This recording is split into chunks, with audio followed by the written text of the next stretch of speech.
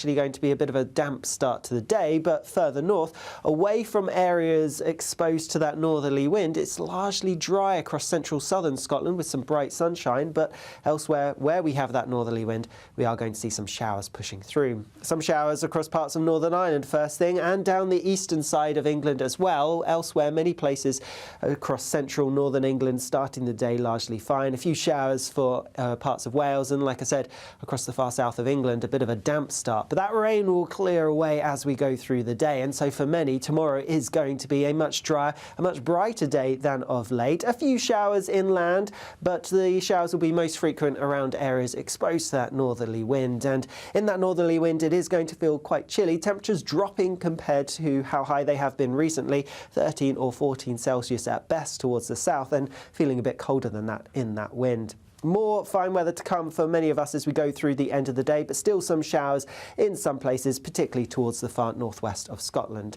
A bit of a north-south split as we go towards the weekend. Always wettest towards the north. There could be some winteriness, some sleet or snow over the higher ground. Bye-bye.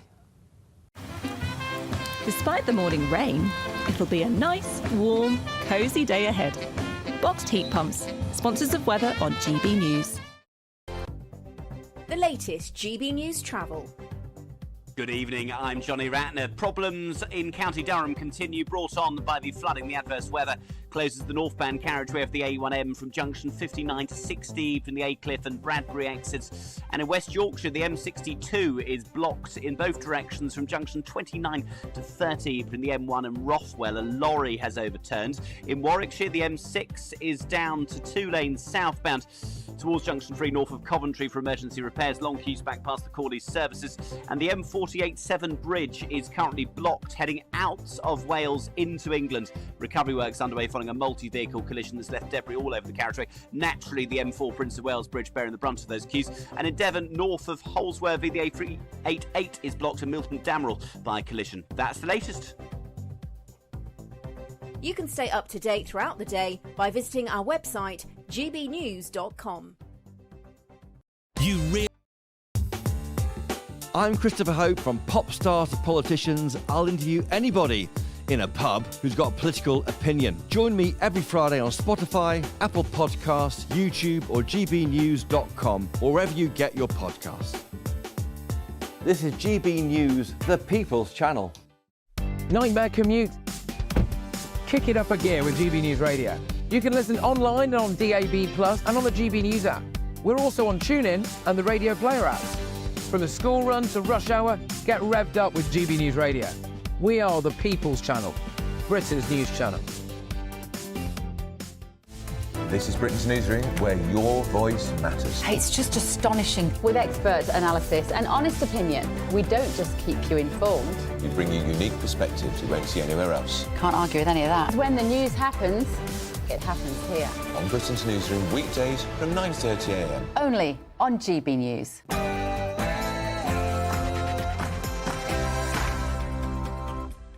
6 o'clock, very good evening. I'm Beth Turner, standing in for Michelle Dewberry, who is on her holidays. It is a fantastic show tonight. 3 becomes 2. Well, nobody saw this coming. James Cleverly booted out of the leadership race, leaving the Tory members to choose between Kemi Badenoch and Robert Jenrick. It's certainly a lean to the right, but are either of them capable of taking the fight to Starmer? For the first time in 50 years, the UK has had more deaths than births. Despite that, our population has seen a record increase due to, you guessed it, net migration. Let's have a frank conversation about the pros and cons of letting lots of people come and live on this beautiful island. A new report is telling the government that they are neglecting to view climate change as a national security emergency. How scared should we all be of what we used to call the weather? And do you need the government to take the risks more seriously? Plus, a new study suggests that students across the country are being deprived of up-to-date sex education. Are schools denying our kids access to important information, or is this taking our curriculum to a more graphic and inappropriate place?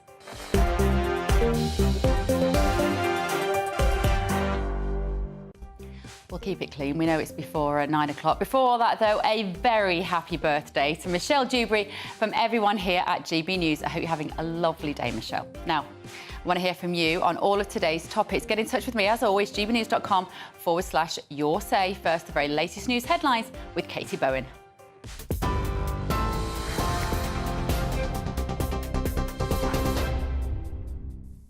Bev, thank you, and a very good evening to you. The time has just gone 6 o'clock. I'm Katie Bowen in the GB newsroom. As you've been hearing this afternoon, Tory MPs have now selected the final two candidates in the Conservative leadership election, with Kemi Badenoch and Robert Jenrick making it through to the members' vote. Kemi Badenoch received 42 votes, Robert Jenrick picked up 41, and James Cleverly received 37, meaning he has now been eliminated from the race. In a tweet, Cleverly has thanked his colleagues, party members and the public for the support he received during the campaign. GB News' political editor, Christopher Hope, spoke to Robert Jenrick earlier on. Very specific plan as to how we do that, whether it's improving the NHS, getting growth going again in our economy, or yes, securing our borders. I don't believe in platitudes. I want us to have a serious plan now as to how we move forward and get this party back into gear for the good of our country. Well, Jenrick's rival, Kemi Badenoch, had this to say a short while later. Doesn't matter. People are hearing what I'm saying and they think my approach is right, that you start with principles first and then policy. We need to unite behind a real conservatism that means something to the country. And you can watch the final two battle it out in a special live event here on GB News on the 17th of October. Elsewhere in politics, Sir Keir Starmer faced questions in the House of Commons this lunchtime as Prime Minister's questions returned. The leader of the opposition, Rishi Sunak, probed Sir Keir on whether tax rises were on the horizon in the upcoming budget. The Tory leader, in one of his last PMQs, questioned the Prime Minister on if a promise not to raise taxes in the Chancellor's budget applies to national insurance contributions from both employers and employees. Here's what the Prime Minister had to say. An absolute commitment in relation to not raising tax on working people. He, of course, was the expert's expert on raising taxes. And what did we get in return for it? We got a broken economy, broken public services, and a £22 billion black hole in the economy. We're here to stabilise the economy, and we will do so. To the US, the biggest hurricane in a century is now hitting Florida. And moments ago, the President of the United States, Joe Biden, has urged residents to follow all safety advice as he holds a press conference. If you're watching on television, these are live pictures we're bringing you from Fort Myers in the United States, where the hurricane is now impacting. President Biden has expressed sympathy with those residents who were recently battered by Hurricane Helene. Many communities in Hurricane Milton's path do not have a moment to catch their breath between Helene and Milton. Two historic storms in 2 weeks. I want to thank everyone who has followed local guidance to evacuate ahead of the landfall. I know it's really tough leaving behind your home, your belongings, everything you own. But I urge everyone in Hurricane Milton's path to follow all safety instructions as we head to the next 24 hours. Those are your latest GB News headlines for now. I'm Katie Bowen. More from me in an hour. For the very latest GB News direct to your smartphone, sign up to News Alerts by scanning the QR code or go to gbnews.com/alerts.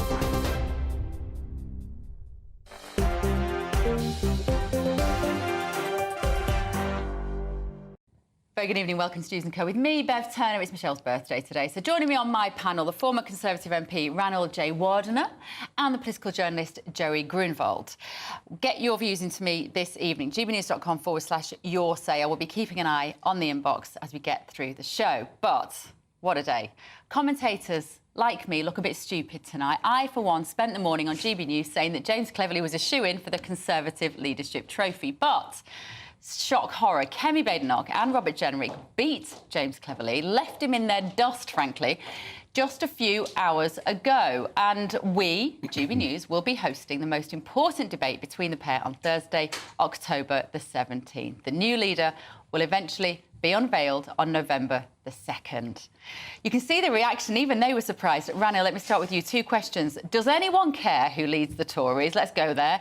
And out of these 2, who should it be? Well, I think it's really important for the country as a whole that we have a strong Conservative Party, a strong opposition, because someone's got to hold the Labour government to account. Otherwise, any government can get out of control, and certainly this one's already demonstrated that it would. And I have to say, though, I've not yet made my own decision. I'm going to wait until the GB News hustings on Thursday the 17th to really figure out what I think about this. What's clear is both have a similar analysis of the problem. They've accepted that the Conservative Party made mistakes, both of them. And both of them... So did Cleverly. He started his speech at conference saying, I'm really sorry, we messed it up. And so I think this shows that whoever gets the leadership, whoever it might have been, people do recognise that change is required. And that's a really important starting point. It's really important we don't simply presume that because the Labour are mucking it up, that it's our job to simply come back and walk back into Downing Street. We've got to fight for it. We've got to make sure that we are better in the future than we were in the past. Zoe, what do you make of it? What do you think happened today? Because particularly at the Conservative conference, it certainly seemed that the jury was decided that James Cleverly was more statesman-like, that he got the tone well. I've listened to a lot of people come in and out of the studio in the last week or so talking about him in those terms and thinking, are you just being a little bit slightly sexist? Because, you know, what you see as a leader is a bloke in a suit who speaks with a very deep voice and takes it very seriously. And I always thought Kevin Badenoch had a really good shot at it. So what do you think happened today? Well, it's interesting. I mean, I was with you. I thought it was going to be Cleverly. I thought... But then again, I also wrote a piece in the newspaper saying it was going to be Priti Patel not that long ago. So I think what this does show is that often leadership contests are full of surprises. Having said that, I think what's particularly interesting about today, because we know Cleverly did really well before this, is that it seems that there's a bit too much clever politicking going on amongst the Tory MPs who have tried to lend their vote to various candidates to try and block others. And what has happened is actually not enough people backed Cleverly when they might have wanted to. Do you think you've got a suspicion that this isn't the result that they wanted? I do. I think we're hearing a lot of rumours about actually this has been a mistake and they might have slightly overjudged where people were going to place their vote and why. So what you have really, and I think what that really shows about where the Tories are at the moment is that they care more about blocking certain candidates than they do about who they actually want as a leader. And I think that shows you how divided the party still is. I don't believe that either Badenoch or Jenrick can actually unite this party. I do not believe they're going to be back in power in 10 years' time. I think the party's fundamentally divided. What about 5? Oh, I don't think they're going to be back in 5 years' time. No. Really? No. Are you going to be back in 5 years' time? Well, if we get stuff right, if we actually... I'd say something else on TV, but, you know, we need to sort ourselves out. And, you know, I think both of them, actually, I'd agree with a lot of what Zoe said around the way the election might have been conducted over the last couple of days, except for the fact that I actually do think that these two are able to unite the party. They've both come up with a similar analysis. They've both been able to get through to this final round. And, you know, the fact that both of them recognise that, for example, immigration is a problem. Both of them recognise the European Convention on Human Rights is a problem. Both of them recognise that the way the machinery of the state is structured, that is a problem. That shows there is some unity in the party and there is a sense of purpose as to what we want to achieve in opposition. But if you agree with me that actually there were quite a lot of MPs there who would have rather have seen Cleverly in the final two, how is it that you think either one of these two can unite the party? We know there is still a strong cohort of Conservative MPs who lean much more towards the centre than they do towards the right. Both of these two are leaning towards the right. Well, the answer is twofold. First, as we said earlier, you know, Cleverly also recognised that we'd made mistakes in the past, so they are agreed on that. And the second point is that these guys have won votes from Tom Tugendhat's camp, and Tom is seen to be one more on the left of the party. So that shows that actually this right-left party split might not be as strong as the media would sometimes want it to be. I'm interested what Zoe was saying then about the fact that she thinks some tactical voting might have backfired. Just explain that a bit to us, Rana. What might have happened there? Well, so, I mean, there have been all sorts of rumours, and, you know, the rumours are only rumours, but the suggestion is that yesterday there might have been some vote vote lending from one camp to Cleverly to try and get Cleverly through to the final three, and then a suggestion today that there might have been some lending from Cleverly to let one of the other candidates through, which has backfired on him. Well, different theories from different people, but what's your gut telling you? Well, you know, I think there may have been some lending to one of the candidates. I'm not going to. Clearly one of them. Which one? I'm not going to speculate because it is just a rumour. But the point is that sometimes people do misjudge these things. Do you think that's what's happened? You see, I think Kemi Badenoch is the most interesting because she is a black woman. That would be unusual, clearly, the first for the leader of the Conservative Party. Does that matter? Will her identity play a part in this event, Zoe, if she does become the leader? Is it irrelevant? I think she's made it quite clear. Well, I actually think she's actually slightly sort of drifted between the two. She made it quite clear at the Tory party conference that she didn't want the colour of her skin or the fact that she was a woman to define who she was as a leader. But she has also used identity politics in the past, I think sometimes when it has suited her. For example, when David Tennant criticised her at the LGBT awards, she said, you know, he's shouting down a black woman.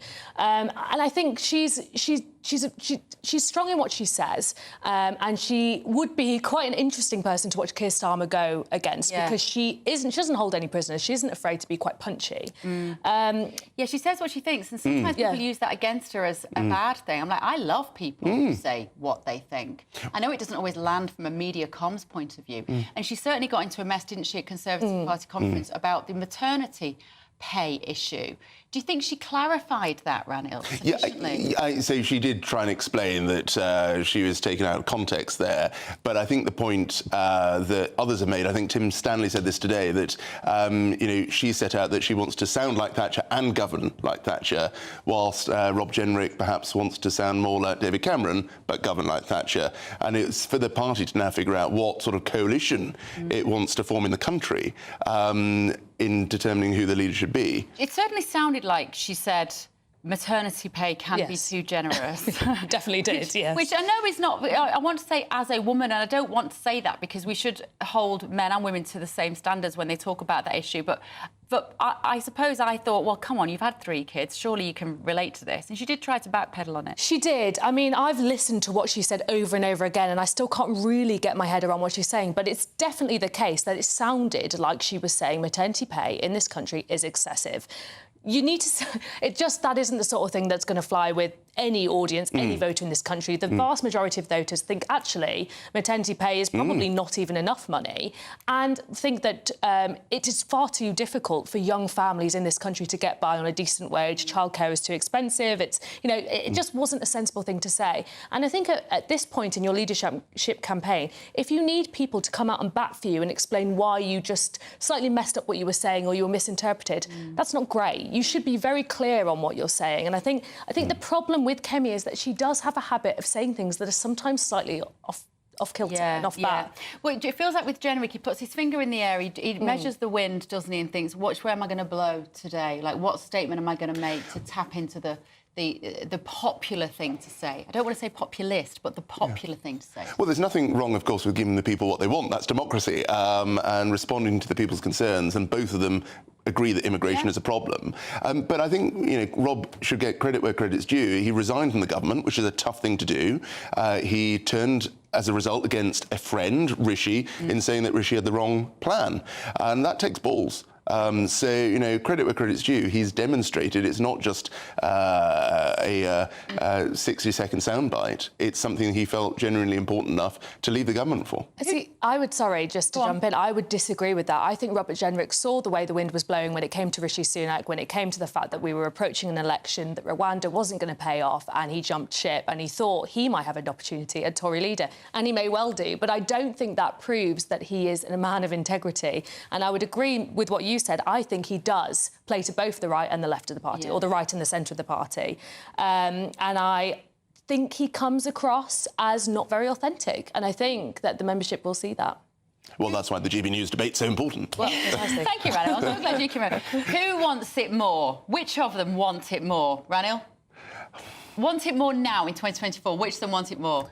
I think Rob probably wants it more. I think they both want it, but they're incredibly foolish to do so because they are not going to be the leader who wins the next Conservative election. Yeah, if I had to say who wants it more, I would say Jenrick wants it more, no doubt about it. I think Kemi Badenoch would probably happily bide a time, maybe until after the next election, and then maybe step in. So let us know your thoughts at home, gbnews.com/your say. We just mentioned maternity pay there. Well, it doesn't look like anyone's going to have to pay any eventually in this country because no one's having any babies anymore. We have had a lot of people die, though. We've had a lot of people arrive here on our shores. Let's talk about the population crisis. Don't go anywhere.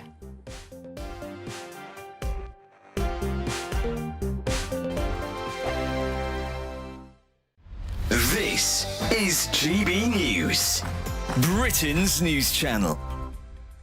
Joining us in the studio now to tell the story of his journey is the CEO of Spencer Churchill, Adam Pope. Good morning, Adam. Good morning. Thank you for joining us. And what a story indeed. It was a culmination of a lot of bad choices, a misspent youth. When you say misspent youth, what are you referring to? Was it just the people around you? Was it an upbringing situation? I come from a really good background, a really good family. I was like a one-man gang, basically. I was just on this self-destruction path. I just had these impulses to do certain things. I like fighting, joyriding, that sort of thing. The thing that I nearly got sent to prison for in the end was driving while disqualified, not once, twice, but 3 times. So it took me 3 times to sort of learn my lesson. But yeah, thankfully, it's one of those things where you come to the brink, right, need to make the change, and I've never looked back from that point. Ironically, you now run this massive law firm, £5 million turnover. Yeah. I mean, was it anything to do with your brush with the law and court appearances that inspired you to start a law firm? Absolutely, yeah. I've always known that I would run my own business one day. I've been fired from every job I've ever had, and I think that was a lot to do with I wanted to do things my way. I had my own ideas. So, yeah, I've been able to channel all of those experiences growing up right through to present day. You're quite an inspiration. I've got friends who've told me the same thing, older friends who've said they were always judged in school by the choices they made and they were told you're never going to amount to anything. Yeah. What would your words of wisdom be to young ones who are kind of a bit maybe unruly like you were? I want to share my story that, you know, I've been through a lot of challenging times. I've been homeless, for example. I spent 6 months on the streets, couch surfing. But yeah, it's never too late to start. No matter where you start from, you can still achieve things in life as long as you apply yourself well. Yeah. GB News, the People's Channel. Weekdays on GB News. Wake up to breakfast every day from 6 a.m. Followed by Britain's newsroom at 9:30. At noon, it's Good Afternoon Britain. Followed by Martin Daubney from 3 p.m. Only on GB News, the People's Channel, Britain's news channel.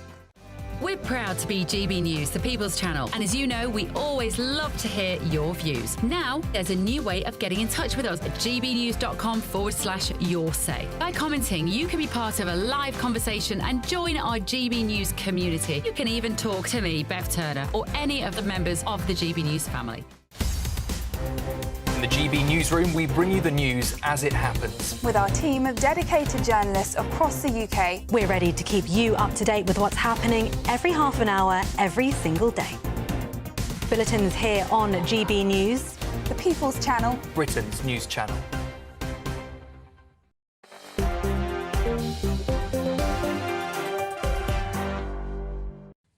Welcome back to News & Co. Thanks for tuning in. I am Bev Turner here for the rest of this week, actually.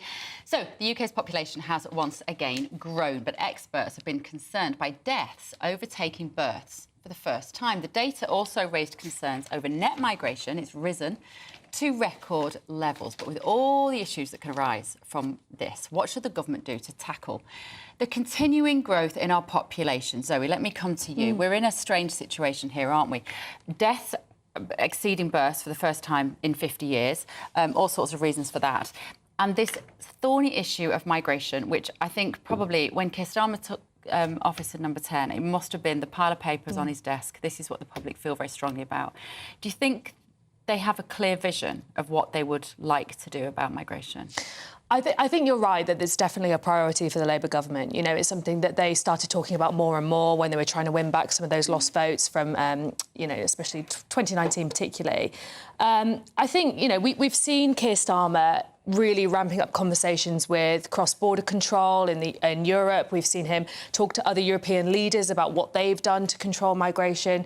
And we know the Labour government have promised to bring migration levels down. They haven't given a number, but they have made that pledge. And they're also looking at what they can do with the asylum system.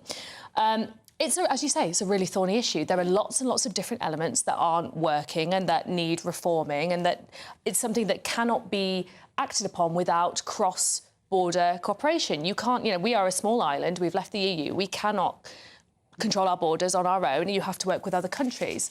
I think and we'll talk about this later, but there are plenty of reasons why immigration is rising across the world. And I think one of the things we're seeing as we see more civil unrest, as we see more environmental catastrophes, it looks like it's going to become an increasing problem. And I think that's why international cooperation on that level is so important. And I think what's good about this Labour government is they are far more receptive, particularly to Europe, than the predecessors under the Tories.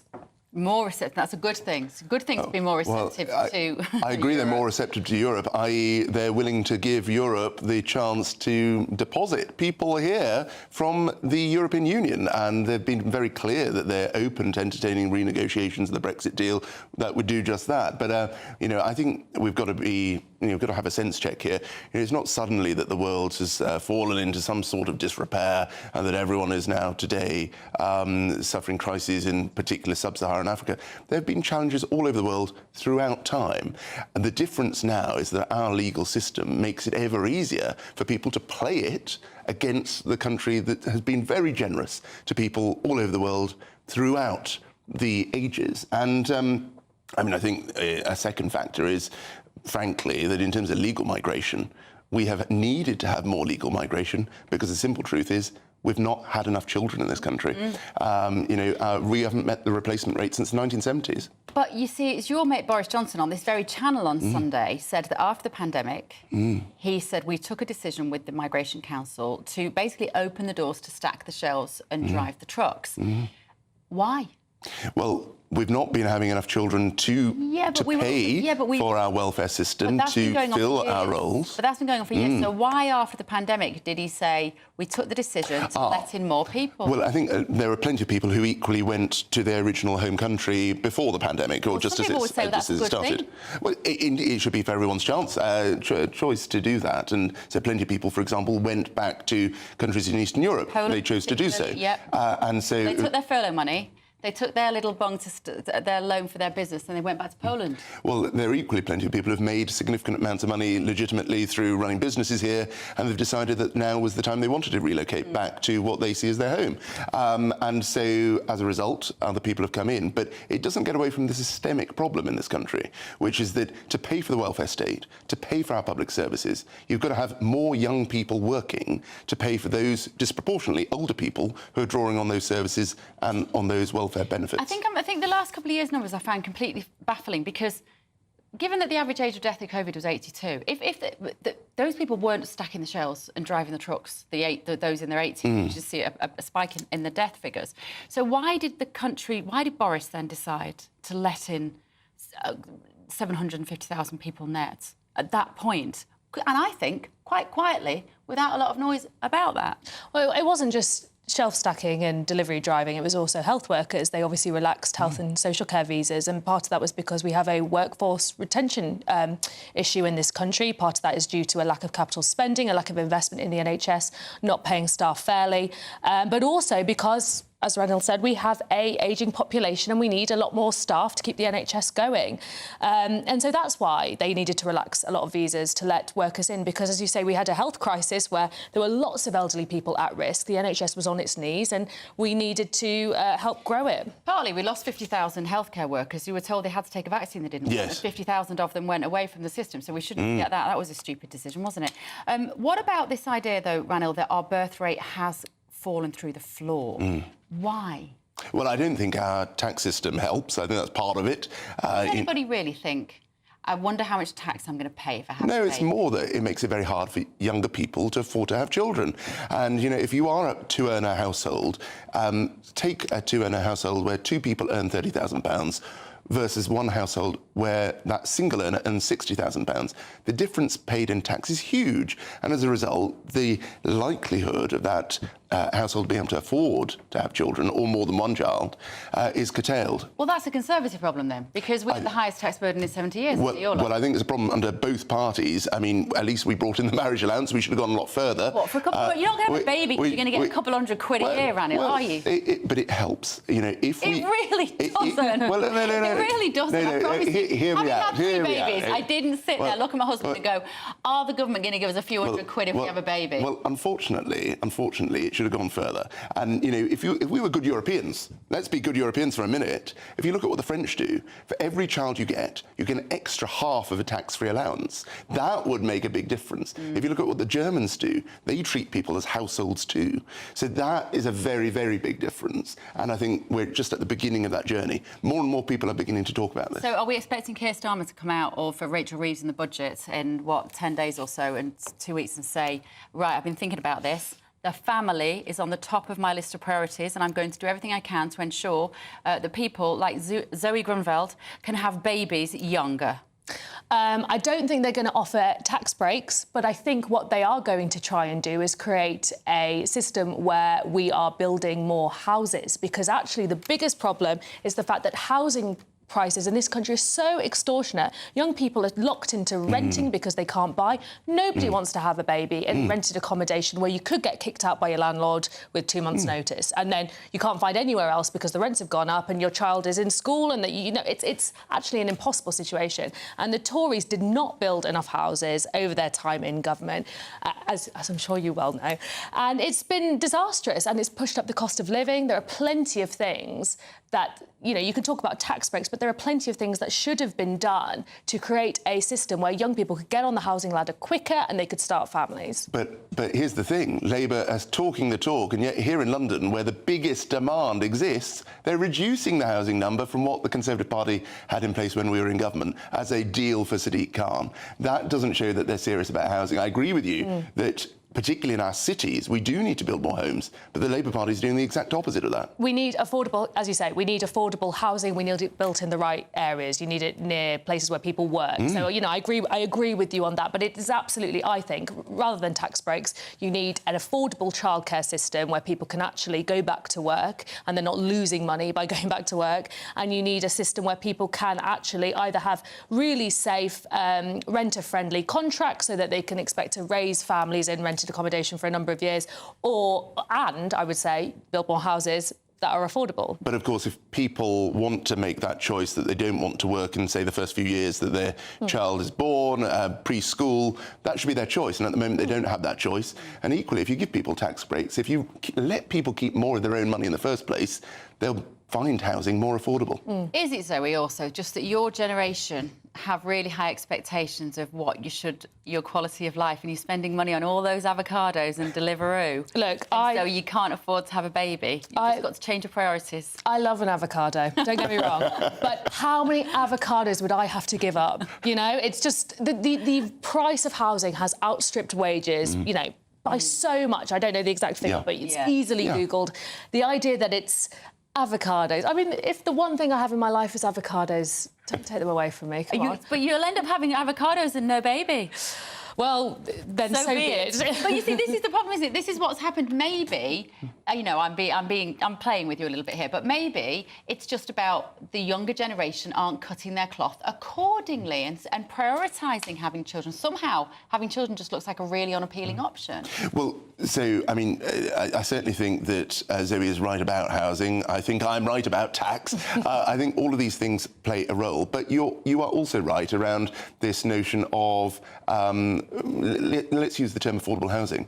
Housing can be more affordable if people move further out. People have got to make a conscious decision to do that, and sometimes people don't want to. But then you need a government that can invest in infrastructure so that people can move further out. I mean, I grew up in Wakefield, Barnsley.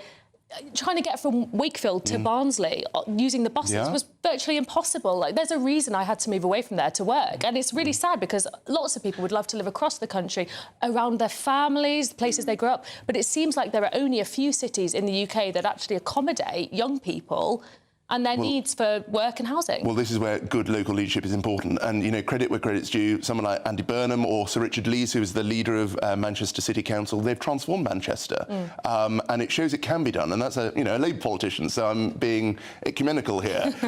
You know, it is important that local leaders drive economic growth in their own areas, and too often that doesn't happen. Let's have a quick look at what you've been saying at home before we go to a quick break. Fiery Red Dragon says, surely we had a baby boom after the war because we lost so many men in that war. Many of those people are now getting old and they are dying. We can't feed, clothe, house, etc. the people who are here now. Why do we need more people coming here?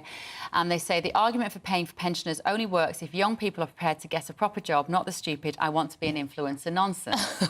I think, there's a lot I can agree with there. Policy I can get behind, yes. Yeah. A lot of people saying that your female guest is talking some loony lefty rubbish. Oh, no. I mean, they like you, Zoe, don't worry. And obviously we're all now rooting for you to start a family, which actually will take us on to what we're going to be talking about next, because after the break we're going to be talking about whether the school curriculum is getting sex education right. Don't go anywhere. It's really interesting when you hear what the kids want to hear. Don't go anywhere.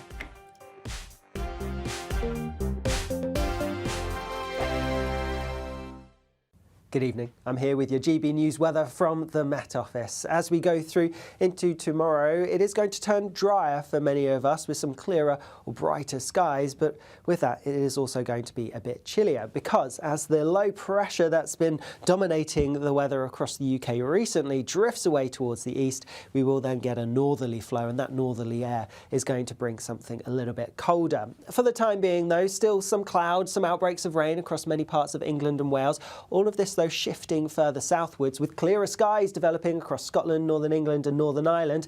And under these clearer skies, temperatures are going to take a bit of a drop, turning pretty chilly. Could be a touch of frost in some places. A milder night though across the south. Here it is going to be a cloudier start to tomorrow morning. There will be some outbreaks of rain, could be the odd heavier burst, but most of this will clear through as we go through the morning. For central parts, things brightening up quite quickly, and also some decent bright sunny weather across parts of Northern Ireland, Northern England and Scotland.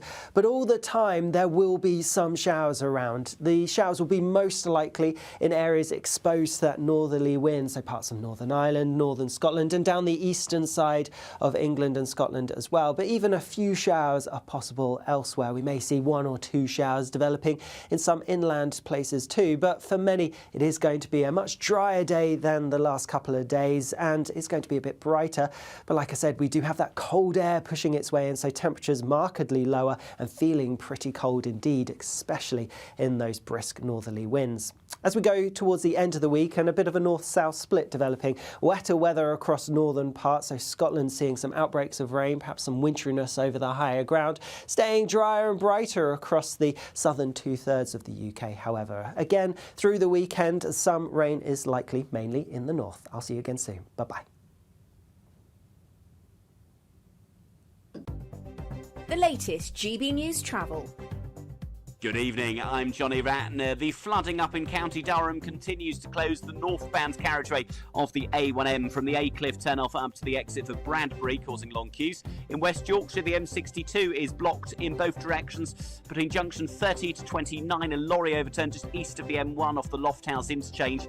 Got stuck in the central reservation, so recovery works underway. On the M6 in Warwickshire, the inside lanes closed southbound to junction 3 north of Coventry for emergency repairs, causing long queues back past the Corley services. In East Sussex and North Chailey, the A272, the Lewis Road, that's blocked off the A275 at the scene of an accident, and buses in for trains between Ely and Norwich due to a level crossing problem with delays of an hour and a half on trains between King's Cross and Stevenage following the line-side fire at Stevenage. That's the latest. You can stay up to date throughout the day by visiting our website gbnews.com.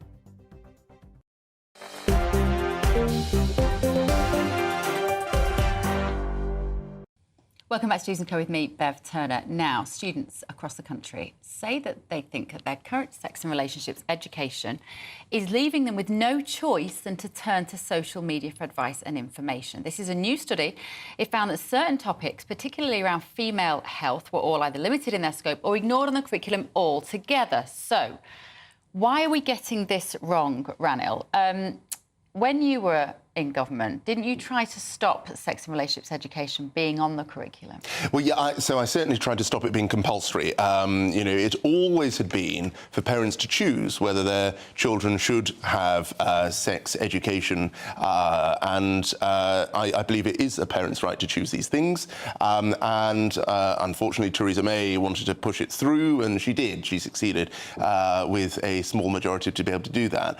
But here's the thing. I think as a result of it being made compulsory, certain activist groups have taken it over. And what we've seen is far too much focus on woke and diversity and not enough on women and biology. And I think that's the core of this part of the curriculum. It should be around, if it's going to be compulsory, the facts of life, not whether there are 72 genders. Yeah, the irony is, of course, that we used to complain in my day that your sex education at school was all about the biology and not actually about the relationship side of things. It feels like there's been an overcorrection according to what the children are saying. They want to understand a bit more about the biology side of things, particularly fertility issues, and less about the relationship side of things. What's happened, Zoe? It's interesting. I mean, my memory of sex education in school was there was a lot of biology, not only in the sex education part, but also in our biology lessons. We will learn about female reproduction, the female reproductive system and the male reproductive system. I actually think sex education is so important, and the reason why is because it keeps children safe. It's great if you have parents who love and care about you and will teach you these things, but we know that it does keep people... If you teach young kids about consent, it keeps them safe from potential predators, potential groomers. It also keeps them safe in future relationships. We know that there is a problem with misogyny in schools. We know there is a problem with sexual assault, sexual abuse and rape across the country.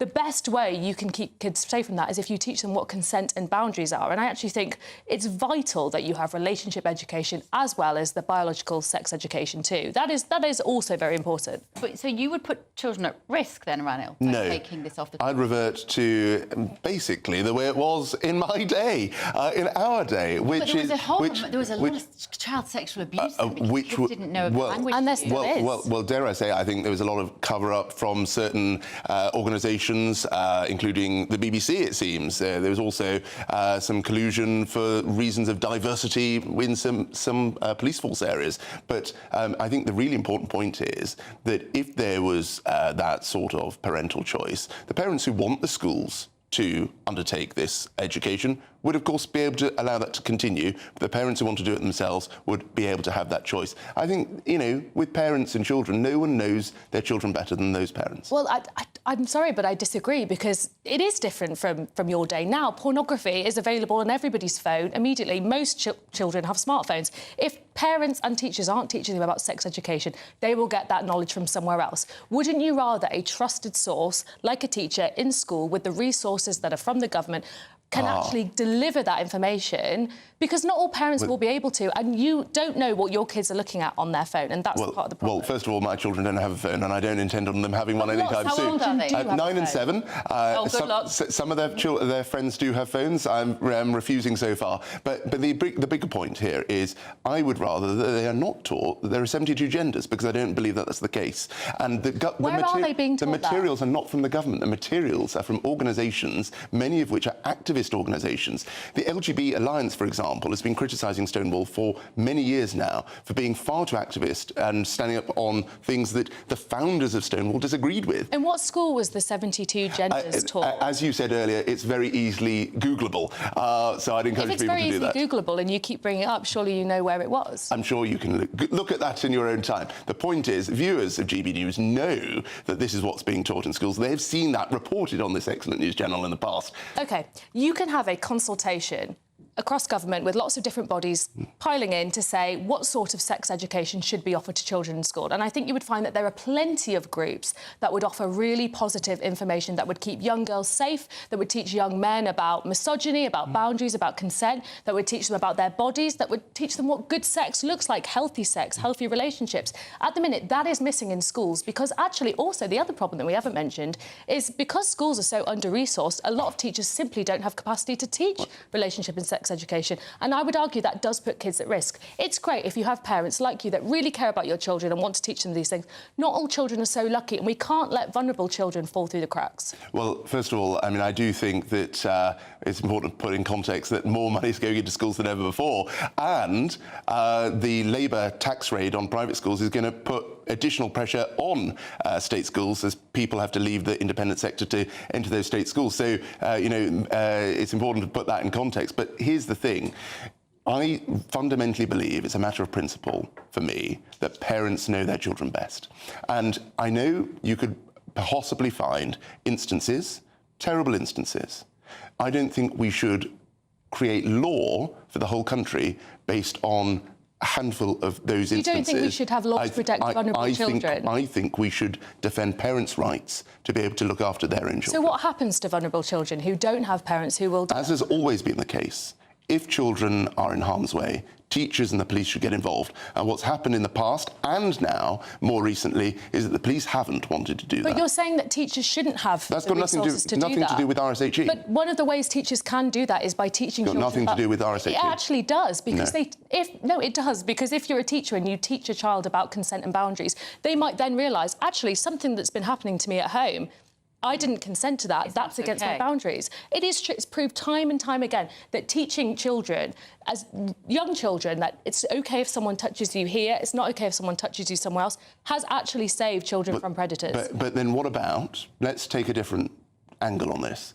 Do you think it is right that autistic girls in particular are being taught, being encouraged in schools that they should change their gender? I don't think that's right. I don't think that's what's happening. That is exactly what is happening. I think that is really pushing that to I've seen some terrible cases. OK, well, but I don't think that should stop children having access to information that can keep them safe. We know that child sexual abuse, it's a horrible fact to confront in this country, occurs mostly in the home, and it occurs mostly from people who are relatives and known to them. The trouble is that you either get all or nothing with this. And so, you can't pick and choose things, unfortunately. You either, if you go down your road of compulsory, which is what it is today, then... You are keeping children safe. Then children are being taught things that I personally believe parents should have the right to opt out from. But you think that's specifically on the issues of gender as opposed to... Because I think when we talk about this issue, it's so easy, isn't it, to get all of these different issues complicated. Whether a teenage girl understands about her fertility and when she is or is less likely to get pregnant is really important. That's an incredibly separate issue. Yes, and that's... Whether a boy can become a girl and a girl can become a boy. And historically, that was where biology covered this part of the curriculum. And isn't that interesting? Because that is what the children are now saying they want. Yeah. They're saying they want to understand some of this biology in a way that they aren't being taught at the moment, and maybe they are a bit sick of some of the gender ideology. Because, my teenage girls' school, if one of them, they'll talk about kids, you go, that's a they, them, mummy. And there's a lot of eye rolling. It's almost like, that's not just my children. But I think there's a lot of them that are kind of a little bit sick of the amorphous relationship we have with gender at the moment. I think there's clearly scope here to consult on what good sex ed policy should look like, what it should include, and how teachers can be filling in that gap where parents sometimes can't. And I think that is what is important. I think if we want to keep children safe, it's absolutely vital. And I think we always hear these horrible cases about child sexual abuse in this country. It really is an epidemic. I mean, I followed the inquiry quite thoroughly at the time, and it really is widespread, and it really needs something like this in place so that children are empowered to evoke their boundaries. Well, Paddy's got in touch from home. Good evening, Paddy. Says if the population's falling, we need more births. Maybe it's counterproductive to be teaching them sex education. I don't think that's quite what we're going for. We want to live in a world where every baby is wanted. Don't go anywhere, Zoe and Rana will be back in just a moment. We're going to be debating whether climate change should be treated as a national security issue. Does the weather make you feel unsafe? Don't go anywhere.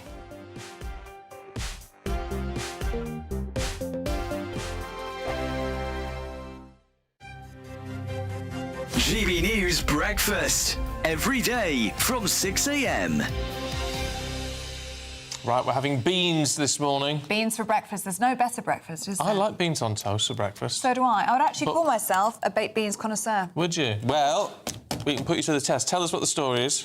The story is, you might think beans, you might think Heinz. Heinz means beans. Beans means Heinz. Beans means Heinz. Heinz means beans. Who knows? So, of all of the supermarket baked beans, it is actually the Aldi supermarket version, this version over here, which came out on top.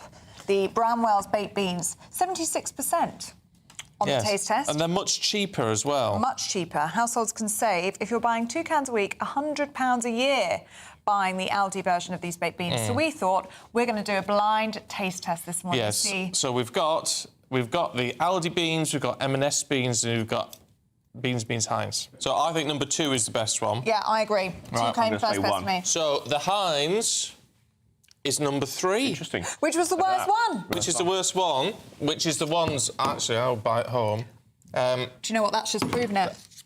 M&S was number one. And Aldi was number two, which was our favourite as well. I said M&S. Yeah, and we both said Aldi. We did say Aldi. I have to be honest, I was not expecting that. I told you. This is the hill I will die on. These one. are the beans that I get at home and I love them. At university, you get the tin that's half that size, and it was 21p for the store ones and 23p for Heinz baked beans. And as I say, the key was in the thickness of the sauce and how hard the beans were. They actually are really nice. Stunning. I am really surprised, and we buy more than 2 cans a week, so it saved me a couple of £100. We get through 2 cans. So you like the Aldi in ones? I like the Aldi ones. I'm shocked. They're a lot There you cheaper. Yeah. GB News, the People's Channel. It's Patrick Christie's Tonight, and here we do things differently. It's explaining the absolute madness of this, doesn't it? It's explosive. I mean, this is very good. It's lively. 850. Your government sat there short and it did nothing. It's controversial. The Middle East has been in turmoil since before I was born. It's everything you need to kickstart your evening. Everyone's had their Weetabix tonight. I love to see it. That's Patrick Christie's Tonight, weeknights from 9 p.m. Only on GB News, the People's Channel, Britain's news channel. Good Afternoon Britain isn't just about us. The wonderful thing about this programme is it's about everyone watching. It's an interactive programme. Well, there absolutely is something to see here, and we're going to be talking about it more. Whether it's breaking royal news, Will, please bring us up to date. Or indeed a particularly punchy speech in the House of Commons. Very, very curious. We bring it to you live, and then we bring you live reaction as well. That's Good Afternoon Britain, weekdays from midday. Only on GB News, the People's Channel, Britain's news channel.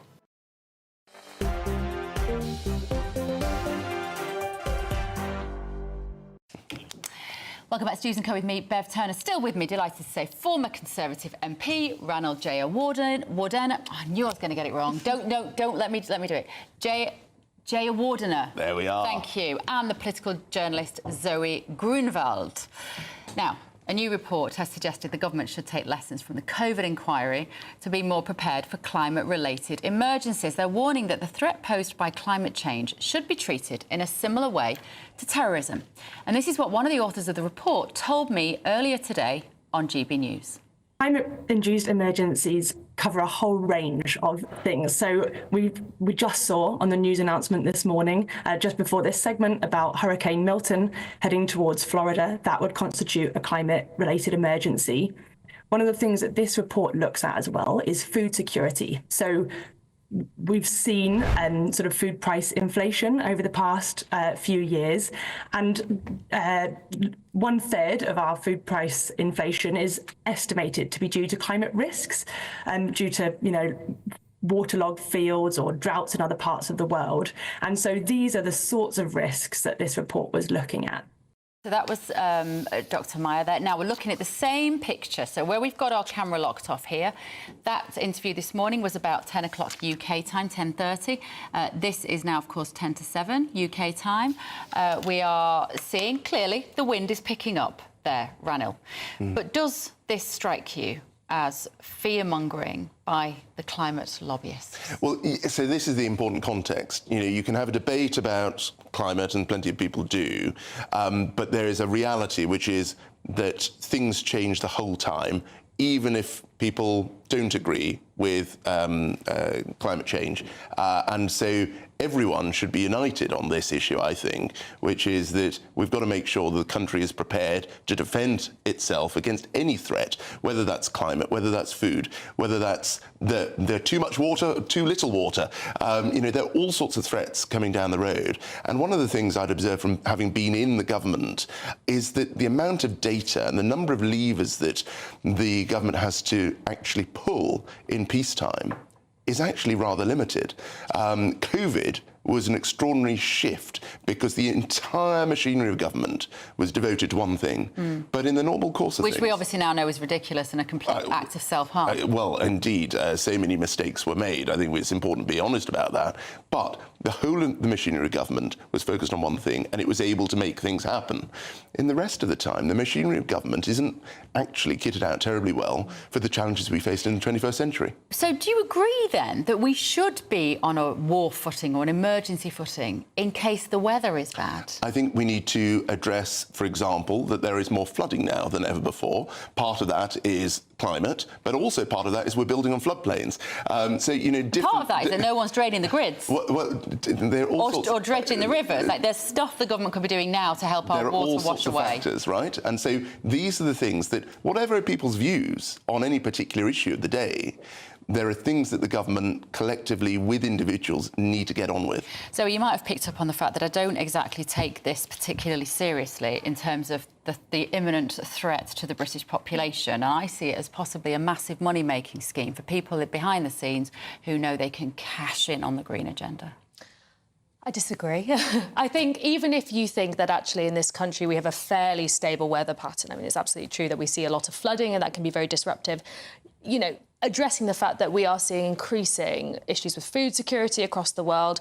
We are seeing, look what happens in the US at the minute, really disastrous hurricanes, really kind of erratic weather patterns that are increasing. Even if that doesn't kind of directly impact us, it doesn't mean that the knock-on effects won't. We live in an increasingly globalised world. All of these things have a kind of chain reaction. I don't see any danger in being more and more conscious of security threats as they come. I think adding things to the list of things that could potentially be dangerous for us is a good thing, and being prepared is a good thing. I don't know why it wouldn't be. And what we saw during the COVID-19 inquiry and come out of the most recent report is that the systems in government that sort of link up various kind of health security agencies and COBRA, and, if you look at the diagram, there was one diagram particularly in the report, it was so chaotic. There were so many different bodies all interacting, all on top of each other. Trying to look at how we address security risks and trying to kind of reform that, I think, is a good thing. And I think this might be a good kind of trigger point to do so. Ranil, I'm sort of shocked by it because you both agree in agreement on this, aren't you? Perhaps from different positions we agree on the issue. Do you know where the similarity is with the COVID situation? It's about risk assessment. Yes. And my concern is, like in 2020, this is going to be based on a flawed risk assessment because I feel we're being silenced into all believing that all climate change is man-made, that it is an emergency and this is a crisis, and that we're all in trouble.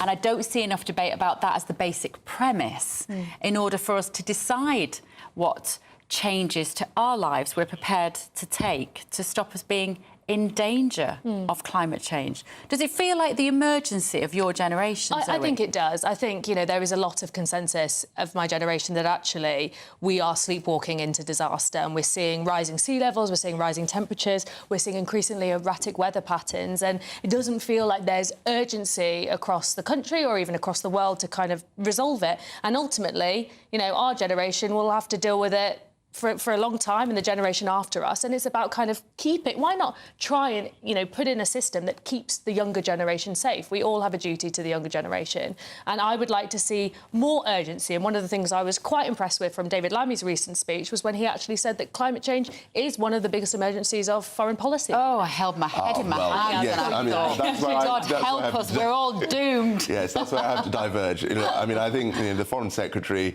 has chosen to prioritise giving away territory to a country that had no ability to call upon it, rather than actually dealing with some of the big challenges facing the world in the Middle East and elsewhere. On this issue, I think there is a divergence here, which is that we should do things in our national interest, and things like the Thames Barrier show that we can deal with these problems. There need not be an emergency. We have run out of time, guys. Ranil, Zoe, it's been a pleasure. Thank you so much. I'll be back on Britain's Newsroom at 9:30 tomorrow morning. I'll be back here as well at 6 o'clock tomorrow night. Here's Christopher Hope sitting in for Nigel.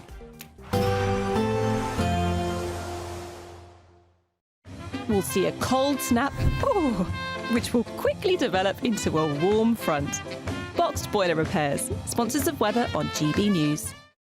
Good evening. I'm here with your GB News weather from the Met Office. As we go through into tomorrow, it is going to turn drier for many of us with some clearer or brighter skies, but with that it is also going to be a bit chillier because as the low pressure that's been dominating the weather across the UK recently drifts away towards the east, we will then get a northerly flow, and that northerly air is going to bring something a little bit colder. For the time being though, still some clouds, some outbreaks of rain across many parts of England and Wales. All of this though shifting further southwards with clearer skies developing across Scotland, Northern England and Northern Ireland. And under these clearer skies, temperatures are going to take a bit of a drop, turning pretty chilly. Could be a touch of frost in some places.